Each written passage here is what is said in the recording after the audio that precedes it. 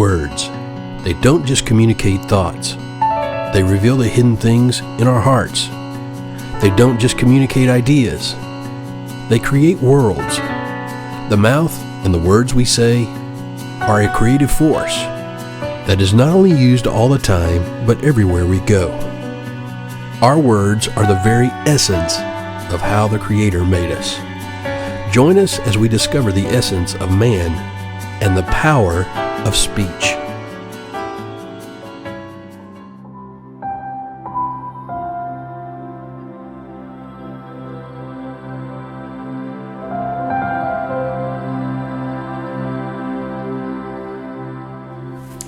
Hey, welcome to day 3 of the Essence of Man and the Power of Speech, daily devotion. And we're dealing with this from the concept of Lashon Hara, which is evil speech, and basically learning how to master the tongue.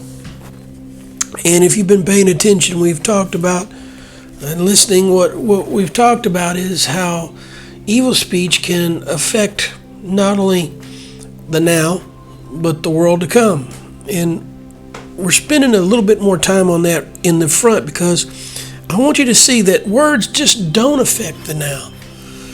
They affect the now, but they also affect the future in a major way. And matter of fact, it determines whether we have life and peace. You know, the thing about it is, if you really understand Lashon Hara and evil speech, then you begin to understand that it's vital to our lives to the point it's life itself. Proverbs 18:21 says, "Death and life are in the power of the tongue, and those who love it eat the fruits thereof." What does that mean? What is those fruits?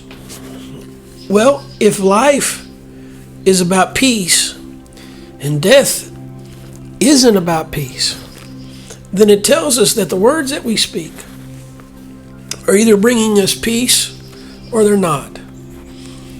I'm a firm believer that one of the reasons why a lot of people don't have a lot of peace in their life is because of the words they speak about themselves, or they've spoken against others or against God.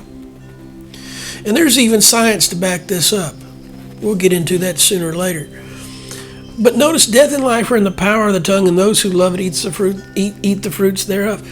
And so death brings death, life brings life, but life also brings peace. And this is brought out in the scriptures. And I want us to look at Psalms 34.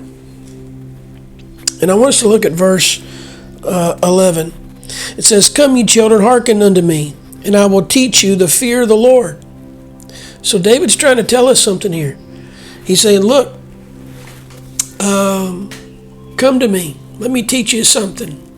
What am I going to teach you? I'm going to teach you the reverencing fear of God, because this is how God operates.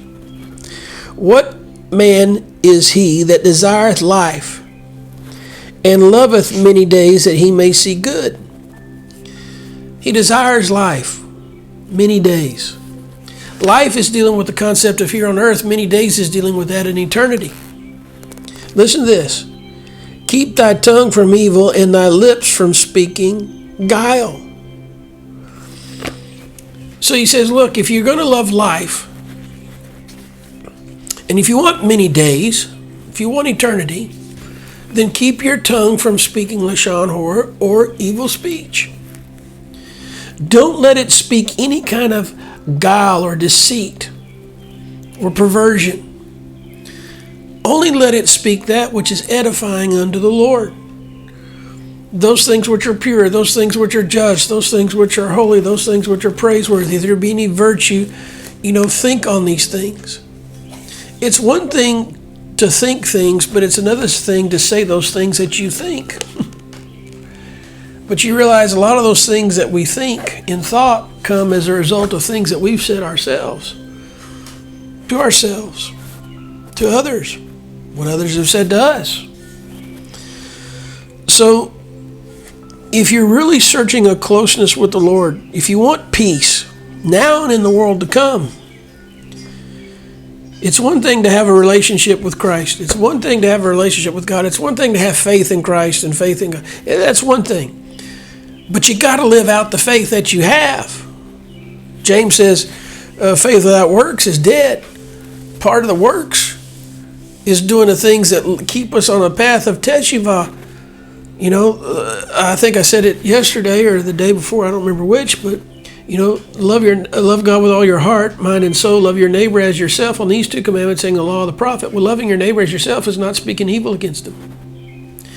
And so when we start talking about evil speech, we're getting really to the core of what man is, how he was created.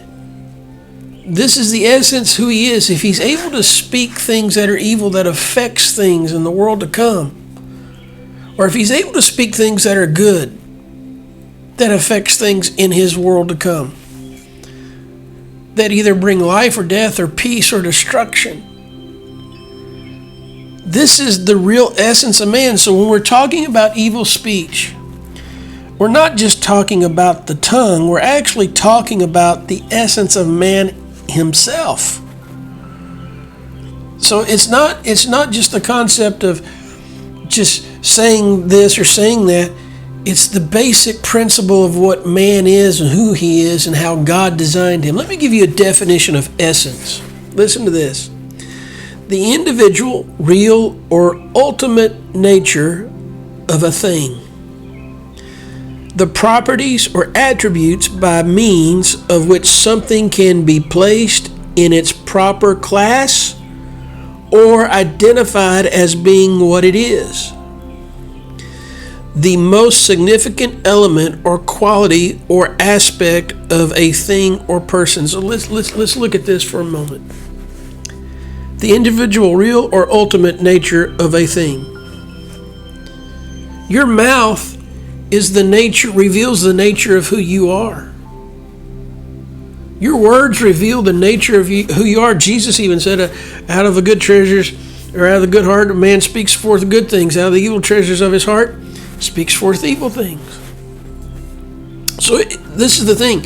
You can pretend all day long, but eventually your mouth gives you away and reveals the individual, the real individual, the ultimate individual, the nature of that individual. It reveals the depths of who you are. The second thing, the properties or attributes by means of which something can be placed in its proper class or identified as being what it is. Words put us in a totally different class. We are in a totally different class than animals. And we'll even get into this even a lot more in detail. But animals, and you can probably hear some birds chirping, and we're outside. That's one reason why I'll do this, kind of just a little different setting and nature and everything. But even though the birds are talking, even though you might hear dogs barking, it's nothing equivalent to what a human being can do. They can only communicate with themselves. But you and I create worlds. We create atmospheres that even the animals have to follow. Then the next thing is the most significant element or quality or aspect of a thing or person. So your speech, the power of your speech, is the most significant element or quality or aspect of you that defines you as a person. It defines who you are. It's almost really, if you want to get out to it, because the heart reveals the depth of a man. Or the power of speech reveals the heart and the depths of that heart, I should say. It is revealing everything about what you believe and what you think. It is revealing the essence. And even when you try to hide it, your mouth's going to reveal exactly who and what you are. And if we don't change the concept of speech, if we don't change how we talk and what we say, then guess what? It's because our heart never wants to change. One of the ways for your heart to start changing is by being conscious of what you are saying and how you are saying it and why you are saying it. It's like this cycle. Death and life are in the power of the tongue. Those who love it eat the fruits thereof. But also out of the abundance of the heart the mouth speaks. It's a cycle. You start changing the heart by start changing what you're saying. As a result, out of the abundance of your heart, your mouth starts speaking good. It's a constant cycle. You start meditating on all things which are pure and just and holy and all these things. You let those things get in your heart. You start letting those words of goodness start penetrating your mind and get into your heart, just like Paul's talking about. Then we start seeing the essence of who you are. David said it this way. Sometimes it's just too hard for us. But David said it this way: Lord, create in me a clean heart, renew a right spirit within me. We allow God to create that.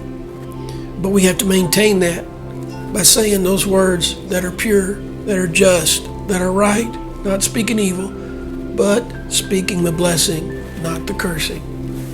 We'll get into some more of this tomorrow, but make a conscious effort to know the essence of who you are. Make a conscious effort to speak life and not death. That way you'll have life and peace in the world to come and in this moment in time in your life. We'll see you tomorrow. Have a good day.